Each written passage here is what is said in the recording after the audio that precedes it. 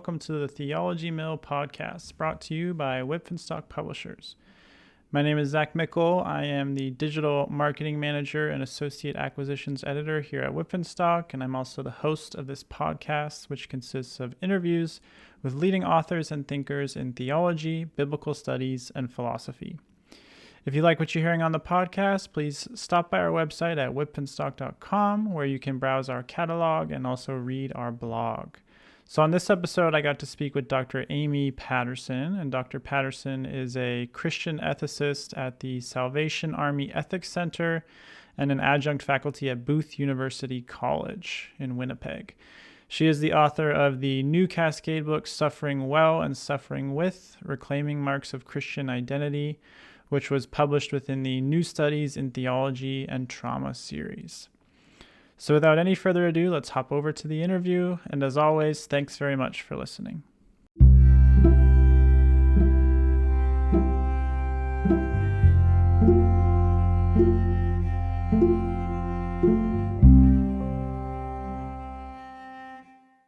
Okay, so I am here with Dr. Aimee Patterson, who is the author of Suffering Well and Suffering With, Reclaiming Marks of Christian Identity, which just published with us at Cascade in the last few months.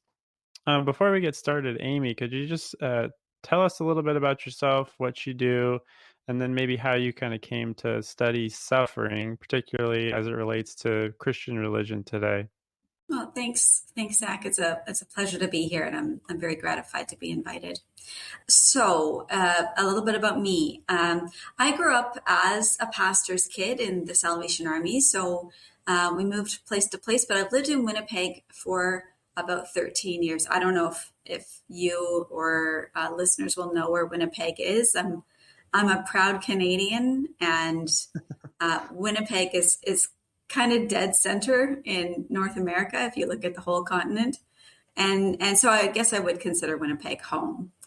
And I did my undergrad degree here, and then I moved away with my husband to Montreal, which is another favorite place of mine to live. We did a stint in Nova Scotia, and then we came back here. So I've been here for about 13 years now. And it's just a nice place to be. We were just named the third best city to live in Canada. So we're pretty proud of that. Anyway, about sort of how I came to study suffering. I did my graduate work at McGill in Montreal, and I studied religious ethics with a focus on bioethics, and my dissertation was on ethics at the end of life. So at the time, I was really interested in the interplay of healing and technology, and I still am. But the real reason I studied ethics in particular is because it was pretty clear from the beginning that I didn't want to function exclusively in academic circles. I am an adjunct faculty member at Booth University College, which is my Winnipeg alma mater, but my primary role is as Christian ethicist for the Salvation Army Ethics Center. And it's here that I get to bring together academic scholarship and the people who want to learn how to best follow Christ. And you know, ethics is classically deemed practical philosophy, so it's the obvious way to bring these two circles together.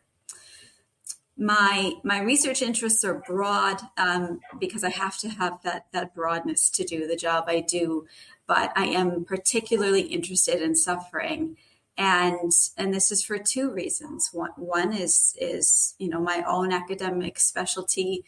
I focused on dying people, suffering people, so I've learned a lot about end of life care from my studies, and well, I suppose I could bring up that old-fashioned line, experience is the best teacher, because despite my academic suffering, it was personal, academic interest in suffering, it was personal suffering that got me attuned to what it means for a Christian person to suffer well,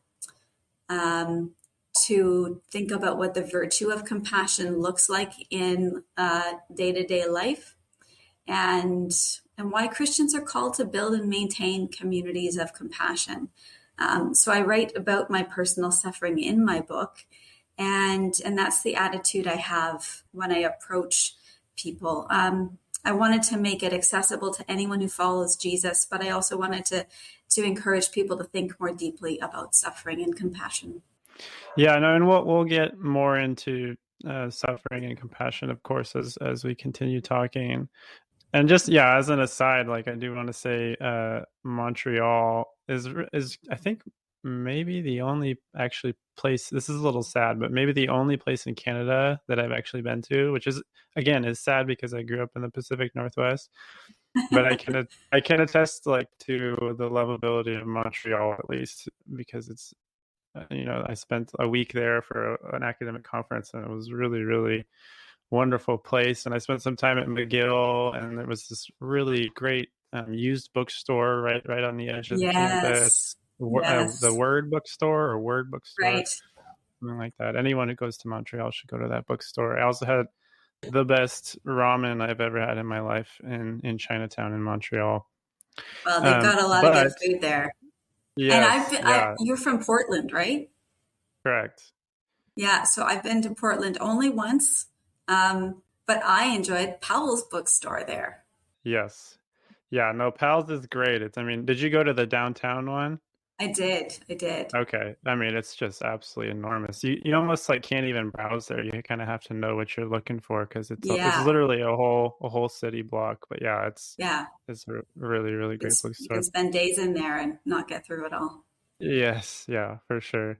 Okay, before we get more into your book, let's start with our icebreaker question. So, if you could place three figures in a room, they can be dead or alive, all together, and you could kind of listen into their conversation and be a fly on the wall, who would you choose to be in that room and why?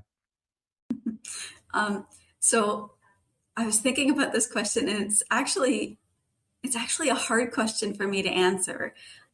One reason is because there are just so many people I'd like to hear talking. And sometimes that changes day to day. So like one day I might want to hear Bonhoeffer talking to someone, or another day I want to hear, an actor talk to someone. And then there are plenty of people that I think I would want to read or watch or listen to for an hour or two. But I have a feeling I wouldn't enjoy their company. Like the Apostle Paul really, really fascinates me, but I'm pretty sure we wouldn't have personalities that really, He's a little rough So around the edges. yeah. If I were to consider some of the figures I bring out in my book, I think the most obvious response would be to hear from Jesus and Job. And if you'll let me have that little bit of leeway, because I don't believe Job ever really existed. We have this lovely tradition of Job being a figure in several different ancient sources. So thinking of him as the character in the story of Job or the book of Job, speaking with Jesus, what I'd like to hear from them are reflections on how it felt to suffer without sensing God's presence. I compare that a little bit in my book, but I can imagine an extended dialogue between the two of them would be very interesting to listen to. And if I could just, as I'm thinking through this now, if I could just change the question a little bit, I'd like to have more leisurely dinners with my husband and family, my kids, when we're not rushing in from school and work and rushing out to evening activities. It's a little bit different than hearing from notable people, but it's just the one time of the day when we can get together and have meaningful family conversations. And I think relationships are important, and we get busy doing things instead of enjoying one another's company. So that's maybe the most authentic answer to your question that I can give you.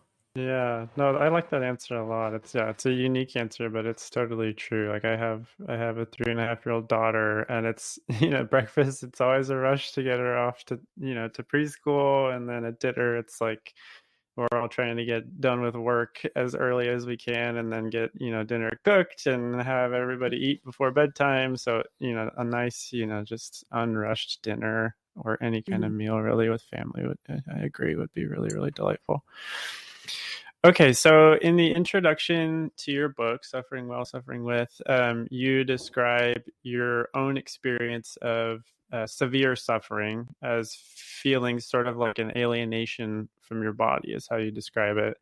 And you also talk about kind of some of the changes that your own body went through during your treatment for cancer.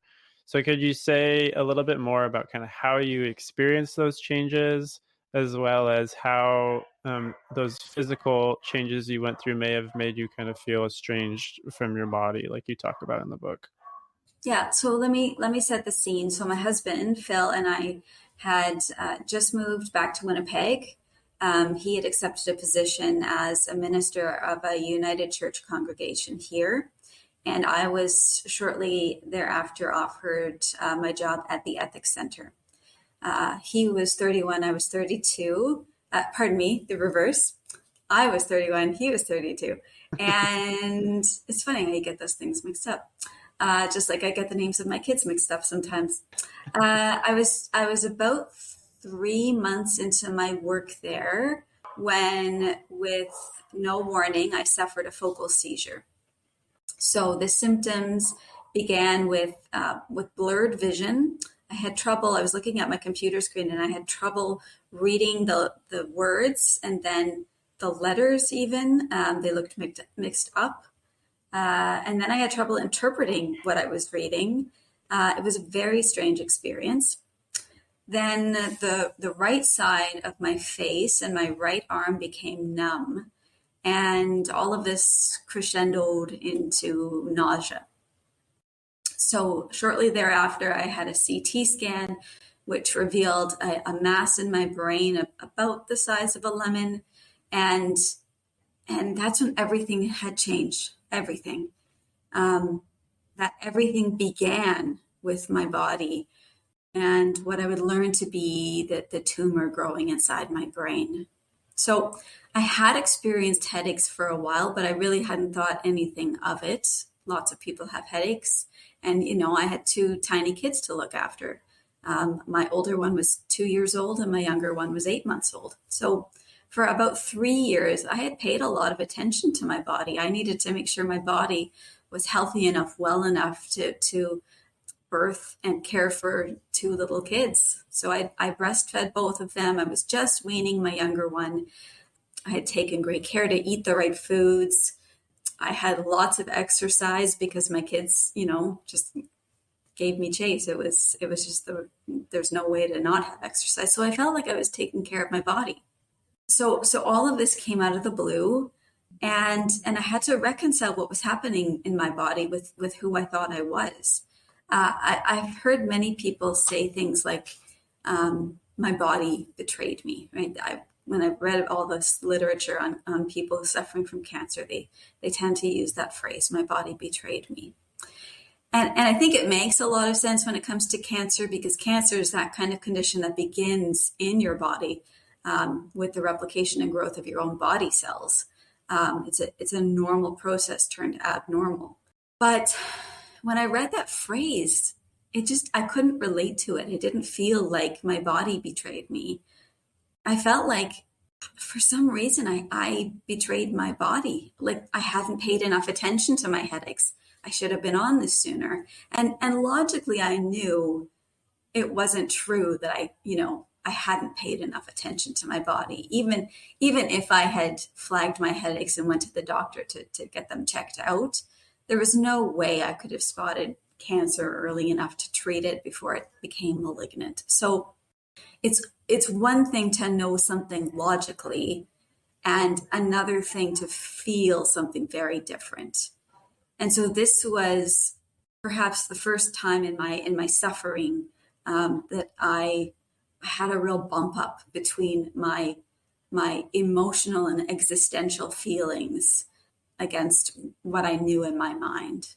And that was a really interesting thing to go through. Interesting in hindsight, not at the time. It was terrifying to go through.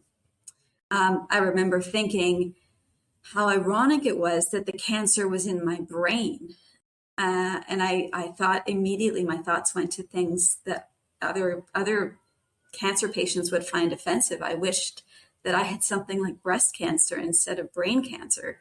My biggest asset, I thought, was my mind, right? That's what my bread and butter comes from. And now I worried it would be taken away from me. And there were other bodily sufferings I went through as I went through treatment. There's a story in the book about a pre-op experience that I think is the greatest and gravest encounter I've ever had with physical suffering.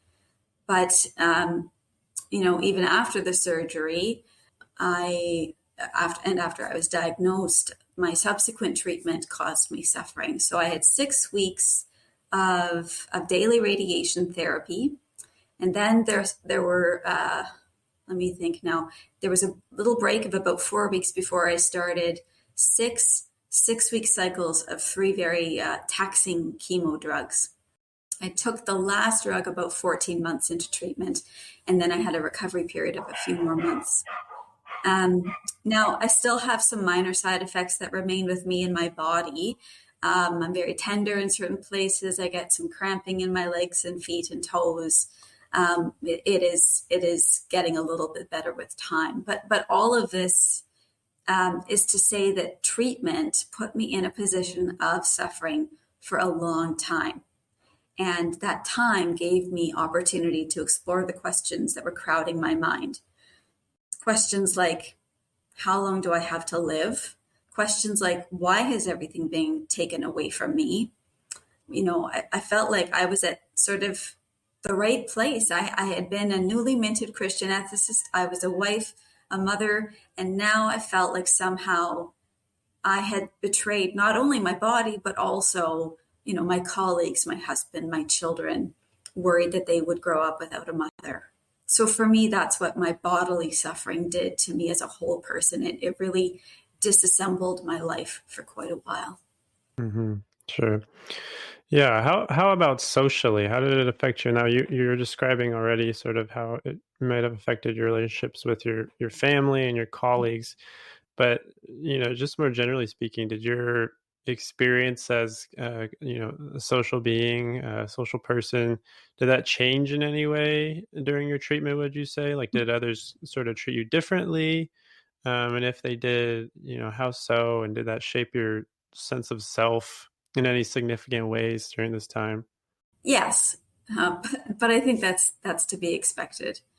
The times I felt most socially excluded was when I was out in public, and not out in public with people I know, or certainly not feeling exclusion from the people I know, but out in public with strangers. And I can think of a time right after leaving the hospital from after having surgery. I left with a partially shaved head and a line of staples covering a black wound that ran through it. My face was red and swollen to the extent that my eyes could barely open. And even on that few minutes walk from the hospital to the parking lot, I felt like everyone around me saw me as unclean, that kind of biblical sense of unclean, untouchable, undesirable, hard to look at. I felt like a disgrace, a social disgrace. And that was a really hard thing to go through over a few minutes. But at that time, it's funny how all these different thoughts come into your head at the same time. At the same time, I remember thinking, there are many people who face this every day, right? There are many people who look hideous all the time.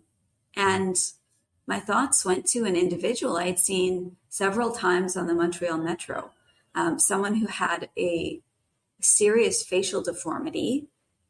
Her appearance had always caused me to avert my eyes, and I thought I was being polite, like not drawing attention to her by not gawking at her.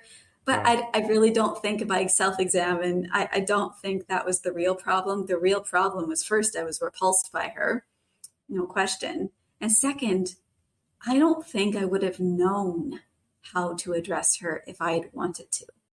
I don't think I would have known how to do that properly. And I wondered if she ever got used to feeling that way. So that was how I felt in public. And I would continue to feel that way when I lost my hair a couple of times. And you have to get used to things like that. It happens. The time, for me anyway, the time spent in suffering, in treatment in particular, means that you in a way get used to it, but it never feels good.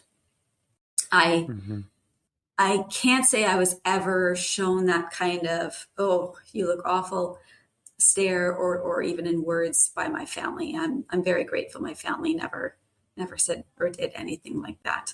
I knew that they could be polite enough to conceal any of their aversion. But the first big test about how my family would regard me came from my older child, my 2-year-old. And it was, again, like coming from the hospital. My kids hadn't seen me yet. It had been several days since the surgery. So they'd been staying with my in-laws at the time. And I was really distracted with worry about how I would be received by them. I rationalized that my 8-month-old, 9-month-old would not really be repulsed by my experience, by my appearance, because they were too young to really get it. But I was worried that my 2-year-old would be very capable of offering a frank and undisguised response. I was worried that he wouldn't even recognize me. I had only seen my face in a mirror once in the hospital, and I didn't recognize me. So I was worried that he'd be scared by the monster at the door. And when I stepped through the threshold of the house, I heard the pounding of little feet rushing toward me. And I looked up the few steps to the landing, and at the top was my son. He had this big, broad, bright smile, and he said, "Mummy," and he wrapped his arms around my neck and wouldn't let go. And nothing else mattered in that moment except that I was his mom and he was my son. And it was just such uncomplicated, unfettered love that you rarely feel, rarely experience. Yeah, man, that's so beautiful. Okay, and then in terms of others who were not strangers, family, friends, others who you were actually interacting with, perhaps, and not just folks you're walking past or sitting next to on the metro or whatever. How did others sort of respond, not just to your new status in life, but specifically to your suffering, to watching, to witnessing you suffering? And how did some of these people maybe suffer well with you, or perhaps not so well during this time of your treatment? Well, I'll preface this by something that one of my oncologists had told me when I was in my first meeting with him. He said, because you're young and because you are healthy, treatment will be taxing for you, but it may not be very taxing in terms of your appearance. And he said that at times people are going to look at you when you park in the handicap parking spot and say, "Is she really suffering from a handicap?" It was true. There were times like that when people looked at me twice and thought, "Yeah, she's not. She doesn't deserve that spot."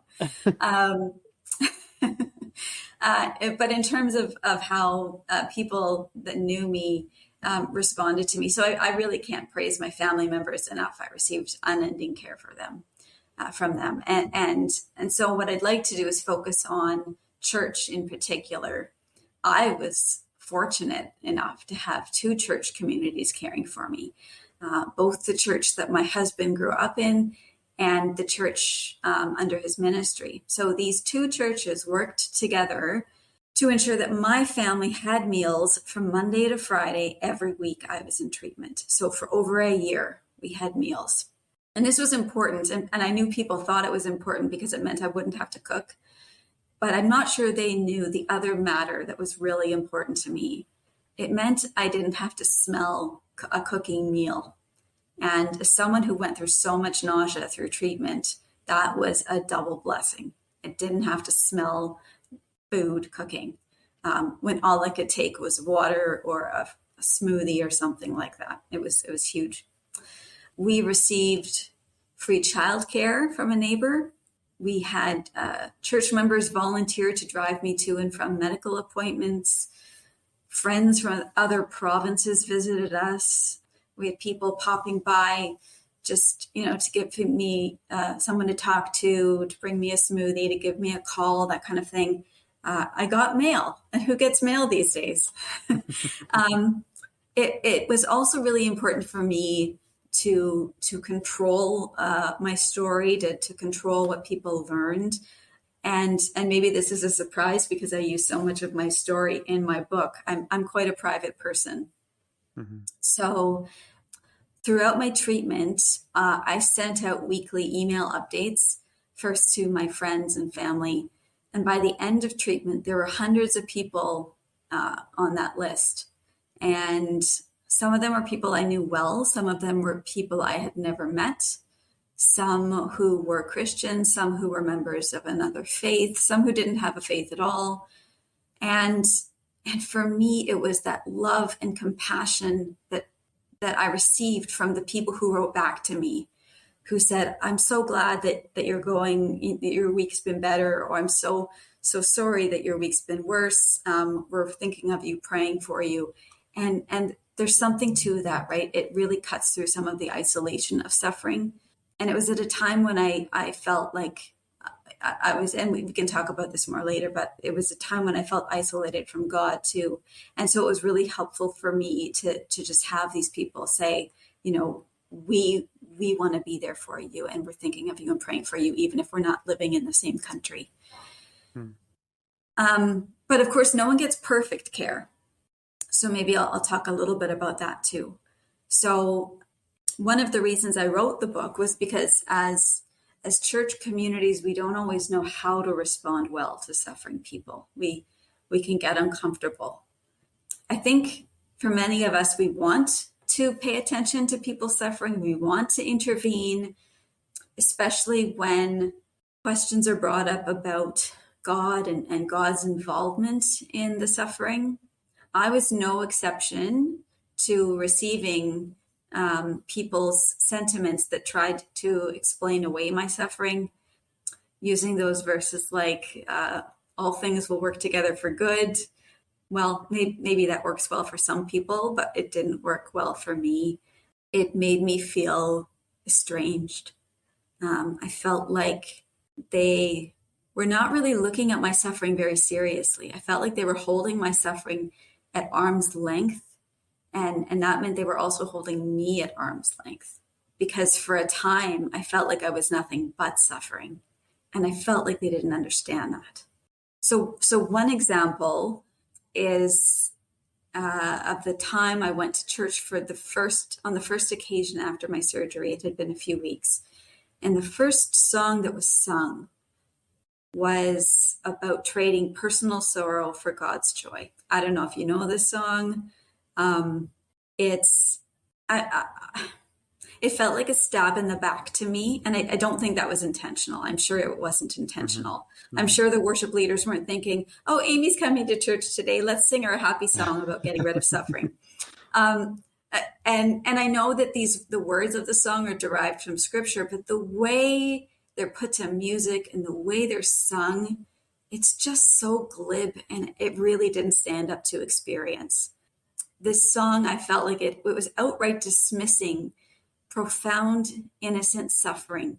There was no way I could trade what I was going through for joy. And if there had been a way, I would have found it by now. It made no sense to me, and I felt dismissed. And this is also an example of how we spend more time in church community praising and thanking God unquestioningly than we do questioning God when we don't understand what's going on around us or within us. What suffering people need is a community that says to them, I can't explain your suffering. I can see that you're walking through that valley of the shadow of death, and I know it's a long walk. And if you let me, I'll walk it with you. So that really brought me to think about lament. And there's a chapter in my book about lament. In the early days of treatment, I was on a steroid that disturbed my sleep-wake cycle. So I was often waking up at 3 or 4 in the morning and going to bed at 3 or 4 in the afternoon. So my husband started to get up early with me, and together we went through scripture and just really frank prayers. And that's how we learned to lament. We looked at the story of Job. We looked at Lamentations. We looked at the Psalms of lament, trying to make sense of what we were going through. Particularly the Psalms were important for me. And as I started to look at these more in a studious way, I went to my favorite Old Testament scholar, Walter Brueggemann, to think about the Psalms, particularly the lament Psalms. And so I got a sort of typology of the Psalms from Brueggemann, and that's that there are 3 types of Psalms. Psalms of orientation, which reflect well-being and praise to God. All is right with the world. There are Psalms of disorientation, which reflect suffering, despair, lament. And then there are Psalms of new orientation. And they're not exactly a replication of orientation. They're a little bit different. They reflect a new divine joy that's broken into suffering. So the person voicing a Psalm of new orientation understands that life is not all about being well because we're healthy and we have everything we need. They reflect an understanding that sometimes suffering is unavoidable and that we need to learn how to be well while we suffer. And each types of these Psalms are voiced either by individuals or communities. And so in that way, they'd be appropriate for the church. But we focused, of course, on the Psalms of disorientation. And what I really liked about these Psalms was that the people praying them, the people singing them, were telling God in no uncertain terms what they were going through. And they were telling God in no uncertain terms that God needed to address this. And I really found that refreshing, because I was never taught it's okay to tell God, to do something. We can pray to God for things. We can ask God to do something, but it's never okay to make demands of God. And these Psalms were making demands of God. I really think that they also show us that God is open to receiving that kind of thing. And we see this not only because the Psalms of Lament reflect the generations of suffering that people have gone through talking to God over and over and over, but we also see God's action and response in the story of Job. At the end of the story, after all 3 of Job's friends and another person tell Job, what they think his suffering is about, and after Job, goes through various accounts of defending God and praying to God, God shows up in this whirlwind, and God tells Job what's what. But then God tells Job's friends that Job was right all along. They say, God says to them that they've been unjust and uncaring, and only Job is worthy of being called God's servant. And the reason for this that I see in the text is that the friends have only spoken about God. Job, on the other hand, spoke to God. Even though God, out of the whirlwind, responded to Job by saying sort of, who do you think you are? I'm going to show you the kind of power I have and the lack of power that you have. God took what Job had said to him and interpreted it as being faithful. So the friends had only spoken about God, their own ideas about what God's role is in all of this, but Job spoke to God. So in reading this, I've come to see that God would rather hear our angry accusations, as long as we're being earnest, than just the empty applause, the empty, praise in a worship service that doesn't have a whole lot of thought behind it. So I knew that even if I felt God was absent, I could claim that, like Job, my prayers, my laments wouldn't be made in vain. One more thing about lament, if you'll allow me. Yeah. So 40% of those Psalms, those 3 categories of Psalms, 40% of them are Psalms of disorientation. And that to me is really significant, since 40% of our worship does not reflect that, right? We don't look at them very often, whether it's in worship or whether it's in a Bible study or another kind of community gathering. And on the rare occasion they are used, they serve as kind of a preface. Too quickly we want to be delivered to new orientation. Too quickly we want to be delivered from Good Friday to Easter Sunday. I don't think that Mary and the other women mourning the death of Jesus knew that Easter Sunday was coming around the bend, but we're often told not to worry. It's sad today on Good Friday, but Sunday's coming around the corner. That's really dismissive of suffering. So I think it's important for the church to spend more time in lament. I think if we do that, we can better learn how to talk to God. We can better learn how to be honest with God. And I think we would also learn the words to say when we sit with someone who is so deep in suffering that they are struggling to find words to say. I really think lament is key if we want to reinvigorate compassion in our church communities. Mm-hmm. Yeah, no, I like that a lot. That, like, this idea of, the need for us as Christian communities to kind of build a grammar of suffering. Because I do think that's, you talked about, people responding, in ways that were not helpful to you, or I just think people have such a fear, of not knowing what to say or of saying the wrong thing, right? And there's sort of this choice of, to what extent you're going to allow someone else's suffering to affect you, and to sort of enter into it with them, right? And that can be really uncomfortable.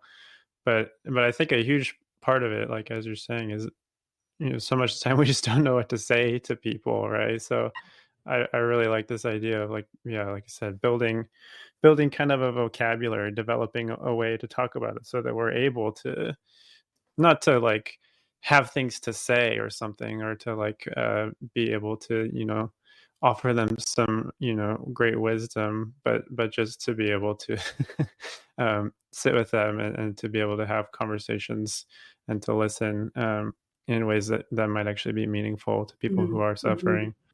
Sometimes it's about listening and not saying a whole lot. Yeah. That's right. Yeah. Okay, I want to turn to evil, because you do talk about the relationship between suffering and evil in your book. You talk about it a good bit, actually.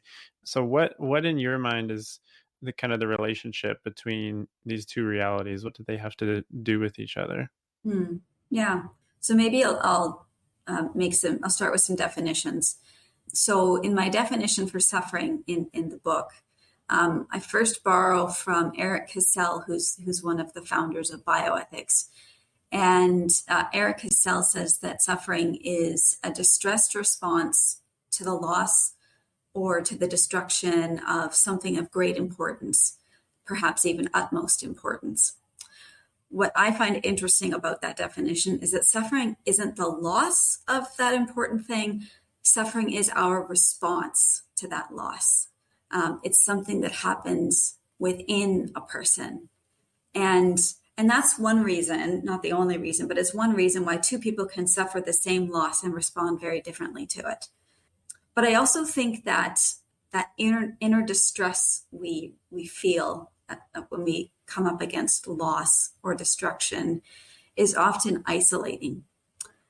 So distress and isolation, I think, are paired here when it comes to suffering. And that's really where I start in my book, understanding the kind of way I want to approach suffering. Now, when it comes to evil, I do think of suffering as a form of evil. I tend to narrow a sort of approach to evil, or a definition of evil, narrow it down to being anything that is the opposite of God. So if we understand that God is good, then anything that's not good is evil. Another way to put this might be that evil is anything that separates us from God. So if in the experience of suffering, if we experience isolation from God, if we experience separation from God, then suffering can be said to be evil. I consider separation from God itself not just our experience of it, but if we are in reality separated from God, I consider that to be the ultimate form of evil. It's the idea of Sheol, and certainly in the Old Testament scriptures. But to continue with evil for a moment, more generally, there's more than one variety or maybe type of evil. So one kind of evil is moral evil, and another kind of evil is natural evil. So these are kinds of classifications of evil that are quite broad, I think, in Christian ethics. So moral evil being the evil found in what we do, the bad things or the wrong things that we do. So if we consider the kind of symbolic meaning of suffering in the Genesis story of the fall, there's this result that comes from turning away from God, right? Not just the sin of doing something that God wants us to not do, but the turning away from God, the result of moral evil. And that is the beginning of isolation for Adam and Eve, these characters. We also see Adam and Eve isolating themselves from each other, right? The two of them cover their bodies, shielding themselves, and they hide from God.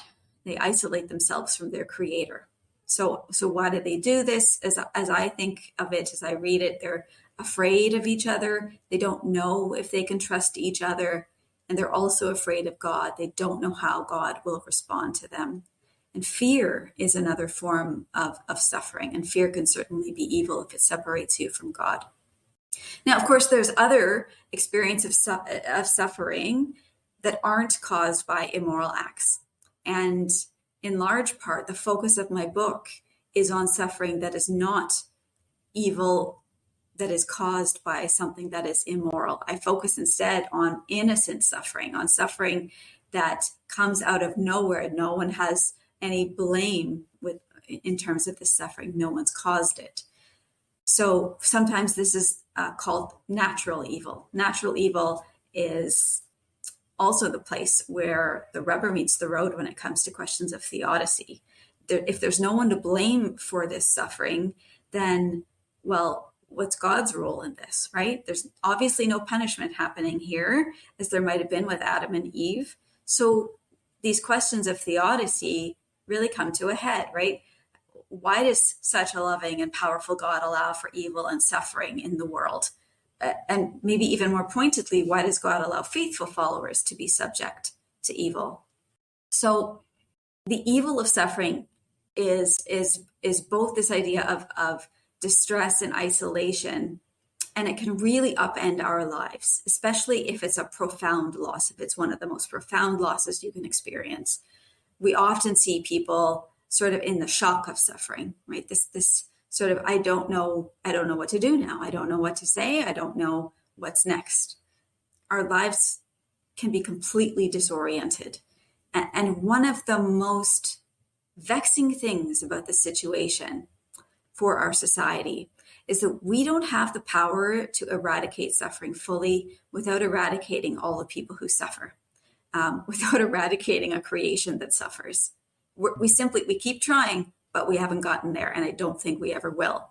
And when we try to get there, I think we end up creating new problems that get in the way of eradicating suffering. And that's because only God has the power to do this. And so we can certainly see that separating ourselves from God can happen when we suffer. There are certainly people who will say, I don't believe in God anymore because why would God do this to me? But there are also times when it feels like it felt for Job, like it felt for me, that God had turned away from us. So when I was suffering, when I was going through this disorientation of my life, my whole life had been upended. I couldn't find God anymore. It was like God was absent, like I was forsaken, even though it was the time I needed God more than ever. The God I had known all my life, the God known for generations, was absent. I have yet to find an explanation of theodicy that accomplishes, first, a thorough, robust justification of God. Second, adequate meaning to suffering to try to justify its presence in the world. And third, and maybe most importantly, a theodicy that comforts people who are in profound, innocent suffering. It's that last part in particular, that idea of the theodicy needing to comfort people who are suffering, that is so important to me. There's, in my mind, very little value in a robust scholarly argument on theodicy if it fails to bring God and the suffering person back together. And really, it turned me off when I was reading theodicy. I was trying to figure this out. It's certainly, I knew that it's the question of the day, right? In both theology and ethics. Why does God allow suffering to happen?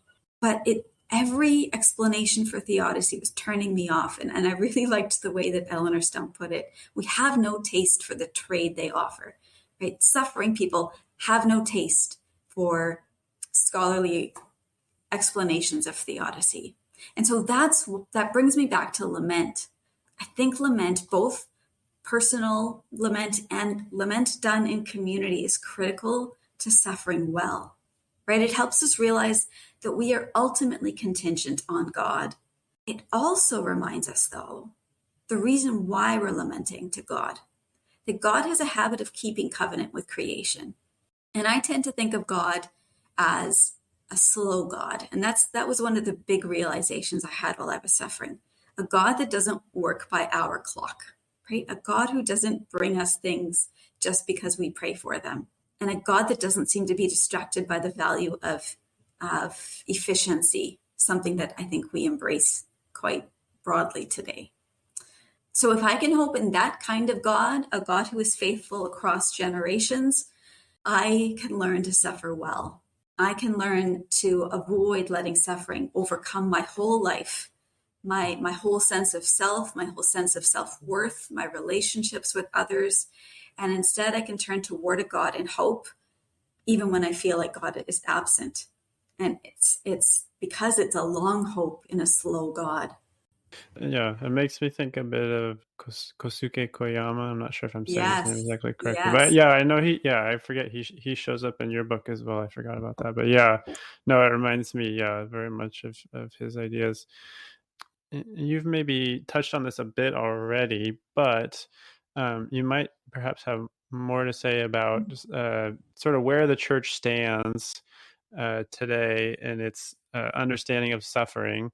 But also in sort of the task it has before itself of equipping Christians to suffer well on the one hand and to suffer with others well, as we've talked about. So especially what I want to ask is, where is there sort of room for improvement within the church on this front? Yeah, so I think I need to speak both to how the church responds to suffering individuals, and how the church needs to recognize the suffering it's going through right now. So I'll talk about suffering individuals and our response to that first. So my understanding of human beings is that we're created for community. We're not created to just be on our own island. We don't do very well on our own. We can look at scripture for evidence of that, but we can also look at our own lives for evidence of this. We need to regard other people as holding God-given value or dignity, and especially when the person we're regarding feels they have no dignity at all, right? No value at all. We need to be the kinds of people who are capable of showing them that they're worth suffering for. We also, as individuals, feel the need to have others regard us as someone with value or dignity, right? We engage with other people because we think we have something to bring, right?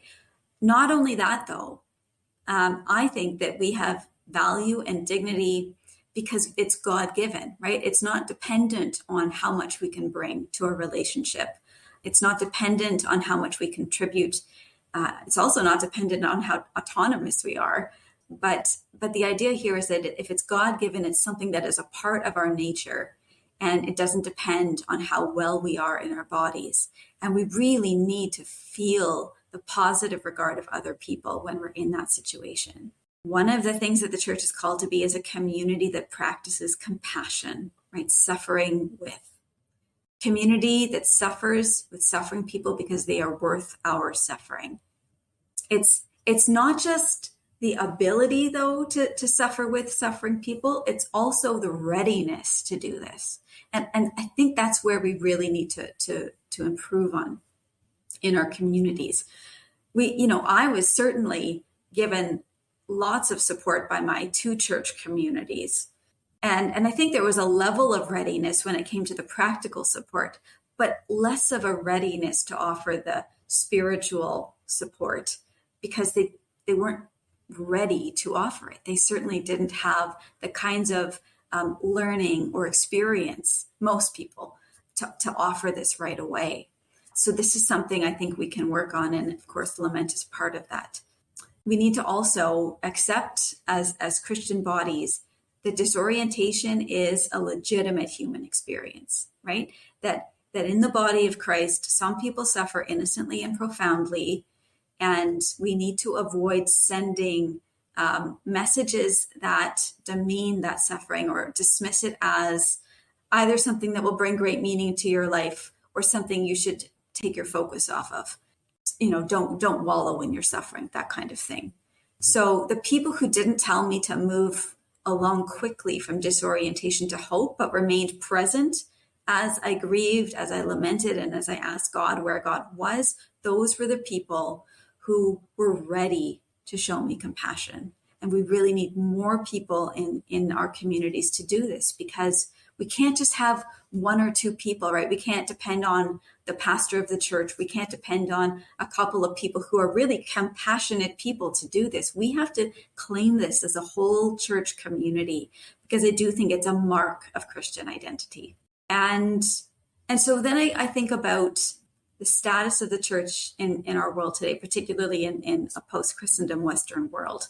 And I started thinking about this as early on as while I was in treatment, because we hadn't gone through COVID yet, but I could see a lot of the violent responses when churches were questioned or when churches felt like their political rights or their social rights were being trampled on. And I think the reason this is happening is because we are in post-Christendom, right? We've held power for so long, we've become accustomed to holding power. But now we're in a post-Christendom age, and we're declining both in influence and in membership. And I certainly see this in Canada. I don't know how much you're seeing it in the United States, but in Canada, there's very little influence when it comes to church. So we as church are suffering, and I don't think that's going to change. But we also don't know what to do with that. We've had power for so long that we've forgotten how to suffer well, because for centuries we didn't think we needed to, right? We didn't think of suffering well as part of our identity.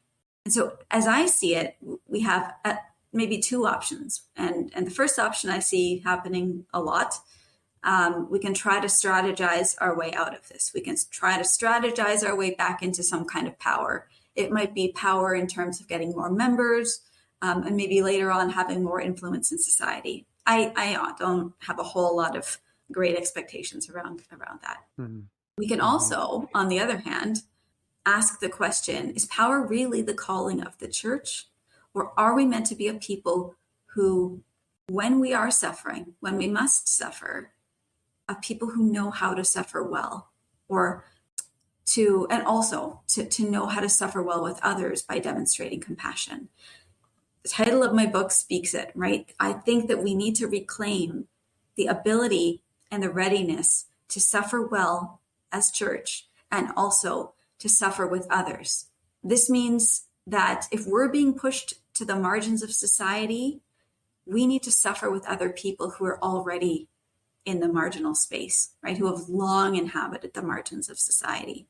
And that's what I see from Jesus, right? The idea here is we find our allies, we find the people who are like us, that we've never recognized before as being like us, as the people we are called to suffer with. And also the people we are called to accept compassion from.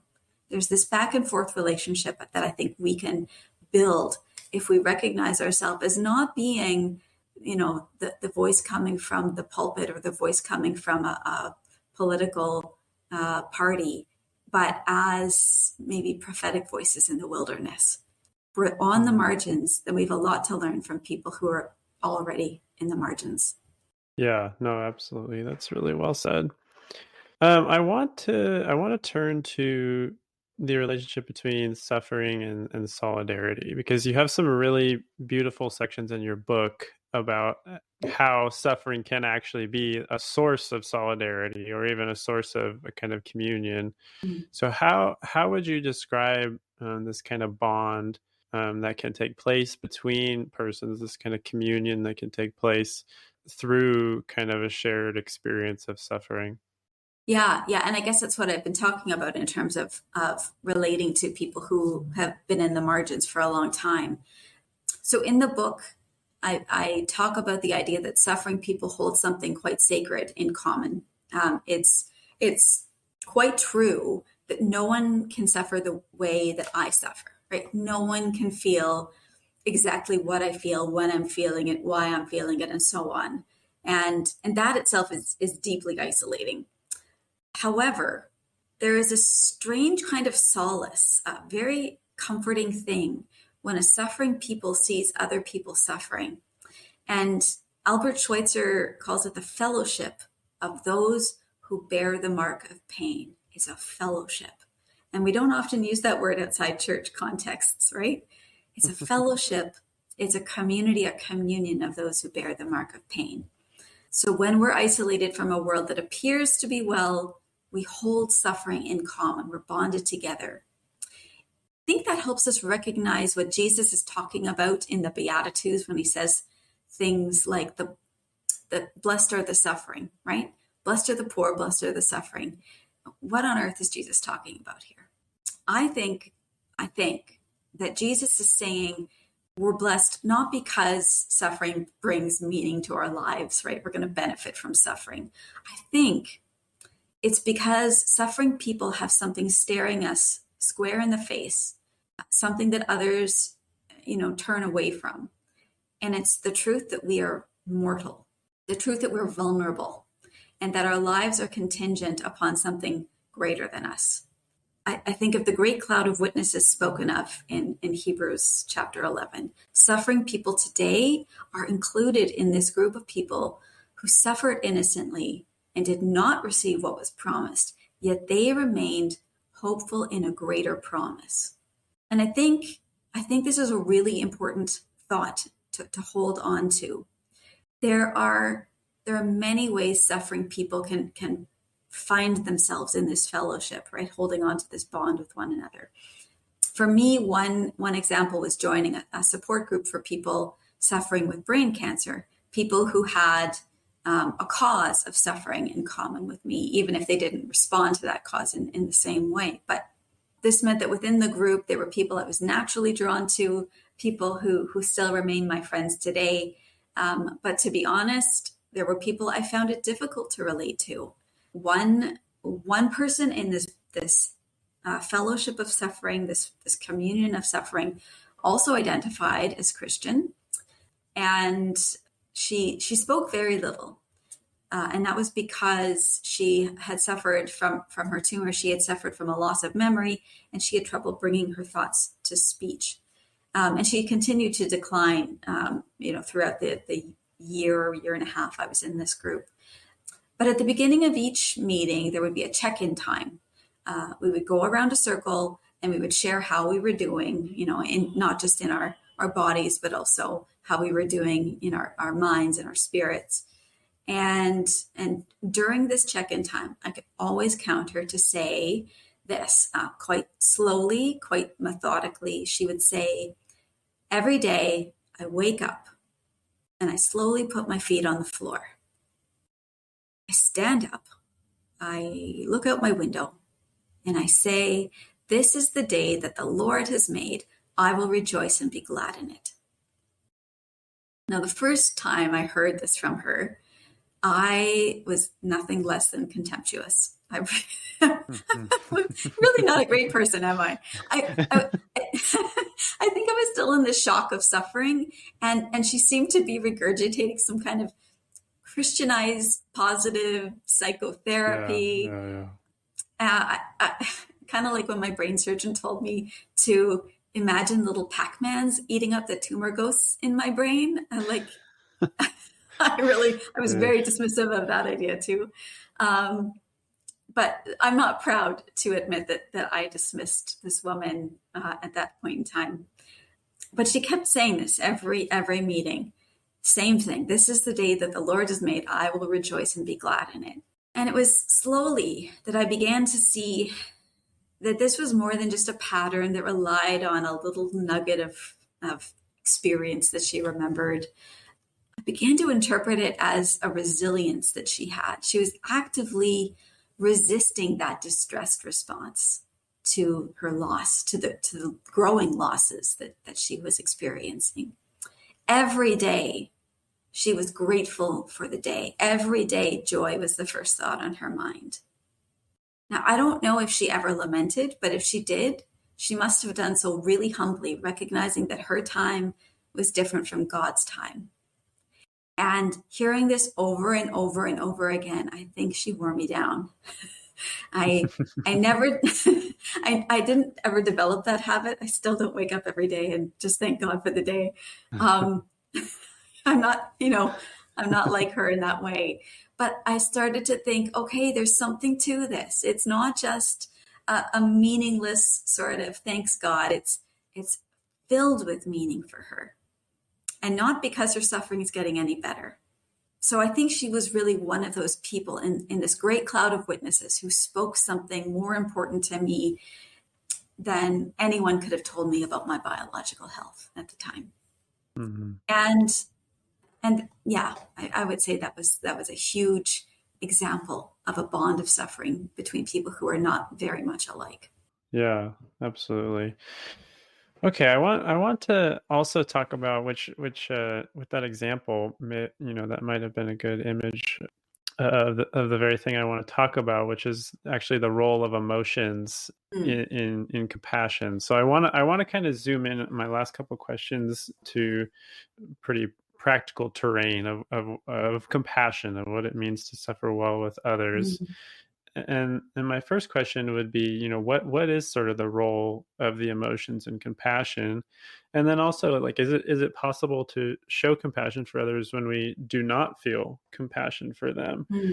Or maybe we just have personalities that, are in friction, or we think that they're being a hypochondriac, or whatever the case may be, just when we're sort of waiting for the emotion to strike before we can show compassion.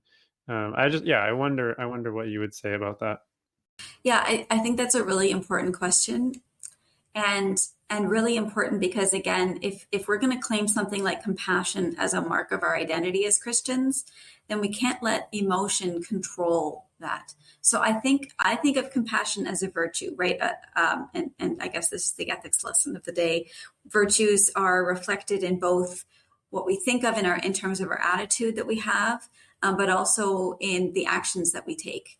And the more we act well, the more we act virtuously, the better of a character we become, right? The more virtuous character we develop, and it goes the other way too. The more virtuous we become in terms of our character, the more virtuous things we do, the more we act well and in good ways. And that's what compassion depends on, is a kind of discipline, right? Both to work on compassion in our hearts, our minds, our spirits, but also to act in compassionate ways. And that, I think, can't be dependent on emotion. And I'll give you a really important reason that I've discovered as I've looked at this. A lot of people, I think, liken compassion to empathy. This idea of feeling for another person, even wanting to take someone's suffering on themselves.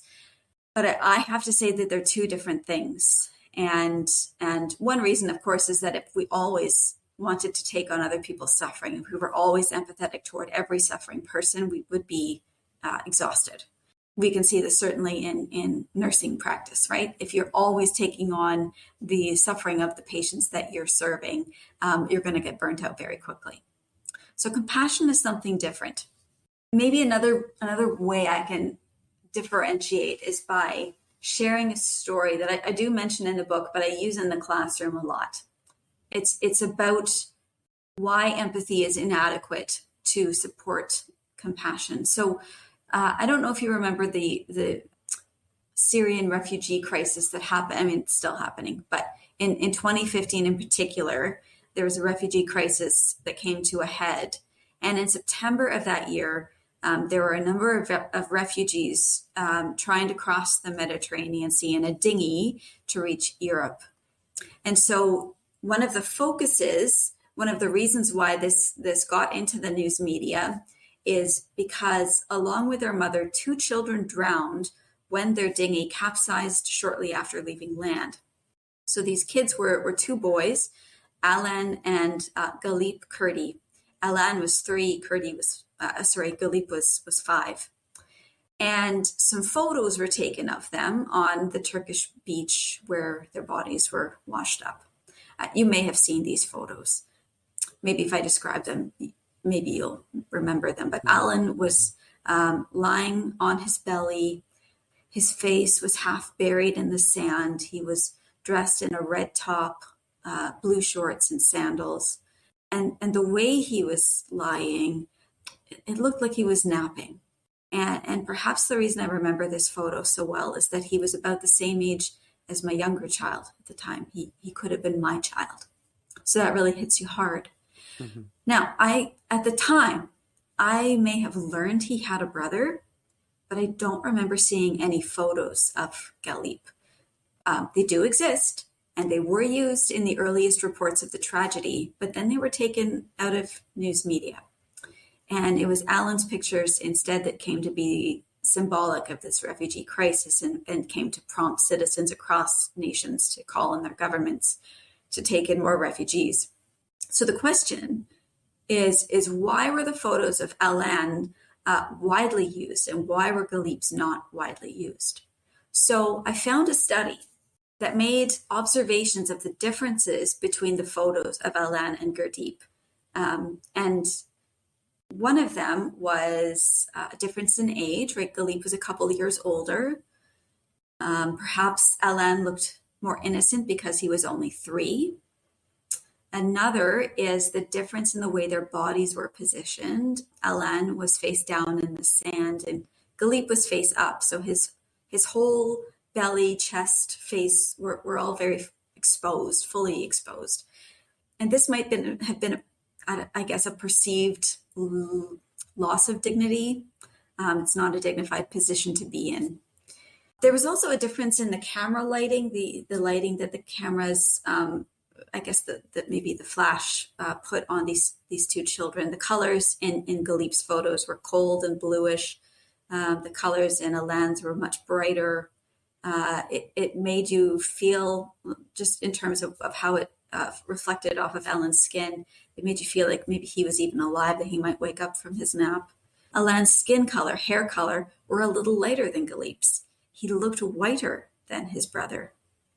And finally, the final thing that is considered in this study is that because Alan's face and body were not very exposed, so much was left to the viewer's imagination. And as I said at the beginning, viewers in the white West could perceive this as any child, even our own child.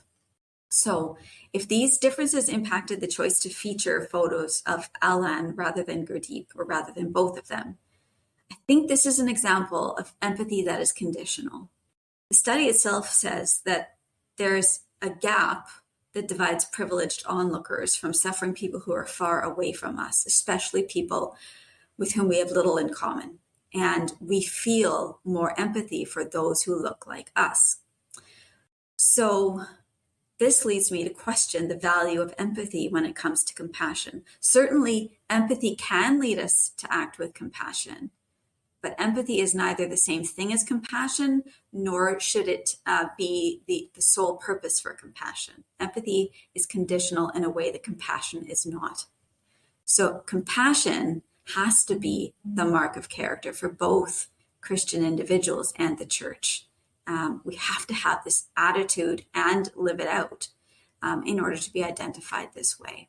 Importantly, I think in our society, we misunderstand what compassion is. I think we do tend to identify it, as I said earlier, with empathy, but also with a dismissive kind of pity that says, oh, gee, I would never want to be in that condition, right? I would never want to have to be that parent, or I would never want to have to go through the cancer you're going through. It communicates to suffering people that what you're going through is not worth going through. And so it also fits hand in glove with this idea that I think our society, and it reflects, I think, in medical systems as well, our society is made to be efficient. Our society is made to care for people who can get well. And people who can't get well receive less funding in healthcare and less funding in social services. And so I really think this is this place of compassion where we suffer well with people. That's where we need to be as church when the rest of our society is doing very little for people who can't get well. Mm-hmm. Yeah, no, I remember a part in your book where you talk about, I don't know if you use exactly this language, but there's almost sort of a clock ticking as far as kind of our tolerance for standing alongside someone who's suffering, Yeah. and that when their experience of suffering doesn't follow our sense of time that we think it should, that it's very hard for us to sort of stay with them in that place and not to want to push them out of it. What does it look like, would you say, to listen well when another person is sharing their suffering with us, on the one hand, and then also, like, what are some of the pitfalls you think that we tend to fall into when we're trying to support people who are suffering? Yeah. If I speak to that second question first, I think it's really easy for people in ministry leadership to fall into those pitfalls because often the work is given to them. We need to, I've said this earlier, we need to have communities do this work together. We need to have communities ready to collaborate in compassion, because it is a burden. And I know we don't like to say that, but it is a burden to care for people who are suffering. And we need to admit that. But it's also a burden that is worth suffering. And so if we're convicted that this is a burden worth suffering, we need to share in that suffering together. That's the only way we can do this. We are currently experiencing exhaustion, not only within healthcare systems. I know it's happening in the US as well as Canada, but we're also experiencing exhaustion when it comes to things like support care at home or end-of-life care in hospices and that kind of location. And we need to do this as community, because we certainly can't do this as individuals on our own. Your first question was about listening well. Mm-hmm. So listening well is something I open every class I teach. We talk about what it is to listen well to one another. In the book, I highlight a few stories about how Jesus listens well to people when he's called to heal them. And I think what's interesting about that is that it's not only the healing, but also the listening well that makes it possible for people who have been considered unclean and marginalized to be restored to their communities.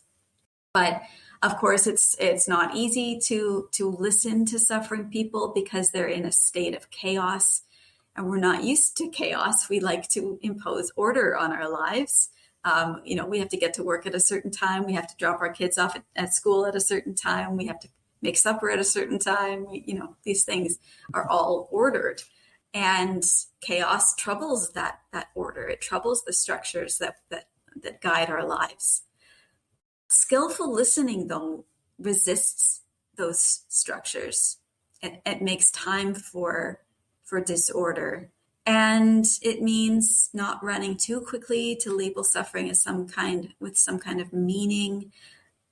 Bonhoeffer says that listening well is the most loving thing we can do. Listening well is the most loving thing we can do.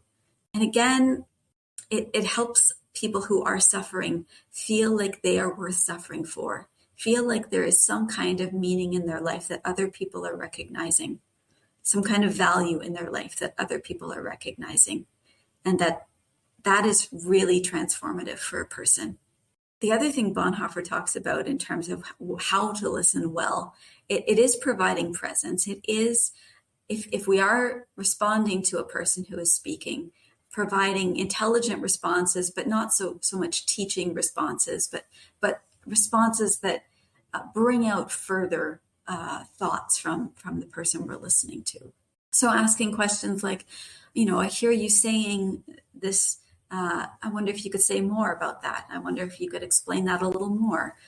There are other ways that other maybe temptations that we face or habits that we have that we need to get rid of. And one of them is mine, I admit, and that's listening with half an ear. This is when I hear someone saying something and I think I know what they're saying before they finished saying it. And while they're still speaking, I am coming up with something to respond to them with, right? I'm coming up with my own response. And so I'm not paying them full attention. I'm listening with half an ear. And this is actually what Bonhoeffer calls self-absorbed condescension. And so this is something that I need to work on myself, especially as someone who's an educator, right? You don't want to have ready-made responses to people who are learning, and particularly in my field, how to live an ethical life. You need to really listen to where they're coming from, because if we don't understand where they're coming from, what we can offer is not always applicable. It puts us in a position, I think, where we are exerting power in the conversation, that we're more knowledgeable than the other person that we're listening to. And that's just a turnoff for people who are suffering. Yeah, absolutely. Okay, well, as we close, I want to just give you a chance to share a little bit more about your work, maybe what's kind of next for you in your work, or anything you might like to plug, as well as just give you a chance to share where our listeners can find you if they want to learn more about you and your work. Yeah. So in consideration of compassion, one of the the weighty things that we have going on in Canada and in certain certain states rather in the U.S. you have going on is physician-assisted suicide and euthanasia. So in Canada, we call it medical assistance in dying, or MAID. And I think Canada is a bellwether for any nation engaged in these acts in medical systems, because in Canada, medical assistance in dying is already accessible for persons whose sole cause of suffering is disability. And in March, MAID will be accessible to persons whose sole cause of suffering is a mental illness. And I really think this is, it fits well with that idea of efficiency, right? This idea that mirrors the broader Western culture, that patients who can get better faster are favored over those who can't, that people who will thrive are the people who can pull up their bootstraps and support themselves. So there's very low funding for patients declining at the end of life, including long-term care supports, including hospice palliative care. And in society, it's reflected by low fundings applied to people who bear multiple causes of suffering, including poverty. And so we're starting to see medical assistance in dying being offered to persons who may technically meet the criteria for its provision, but are choosing to hasten their deaths because they have inadequate care or nowhere to live. And these are problems that anyone with compassion wants to respond to. And that's just not happening. Instead, they're being offered death. And I just think that's deplorable. And I think the only voice we have right now is the voice of the church that can say we disagree with this provision for many reasons, but right now no one is filling that gap for people who are on the margins, and that's where the church needs to be. So that's my next project. I've started the research for that. I haven't submitted any chapters to anybody, but that's sort of where I am in the next project. And you wanted to know where listeners can find me? Well, my work address is aimee.patterson@salvationarmy.ca, and I should probably spell my name AIMEEPATTERSON. Aimee.Patterson@salvationarmy.ca. They can also see my blog, aimeepatterson.com, and I'm on Twitter at Aimee E. Patterson. So that's 3 E's. Aimee, AIMEE Patterson. We'll leave links in the show notes as well, so Great, that will might make be it better. really easy for people to access. No, I want to say thank you very much, Aimee, for taking the time today. Yeah, really valued our conversation. I thought it was a really lovely time, so appreciate it very much. I appreciate it too. It's been great.